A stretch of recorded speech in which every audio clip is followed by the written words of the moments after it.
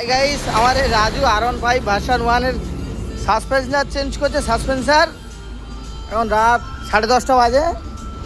আর বাবু একটা জুপিটার গাড়ি নিয়ে পড়েছে, ওয়ারিং প্রবলেম। এই হরেন মারে তো স্টার্ট হয়, আর সেলফ মারে তো সেই ব্রেক লাইট জ্বলে। এই কারণে ওয়ারিং তারটা পুরো খুলেছে।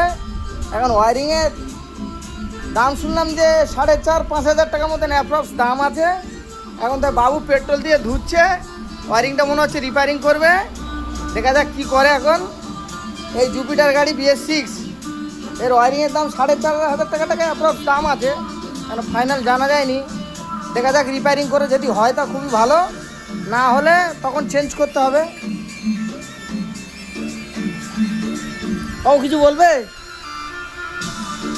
হবে তো? গাড়ি হবে তো? কনফার্ম হবে? ঠিক আছে। রাজু, এই গাড়ি রেডি কবে হবে?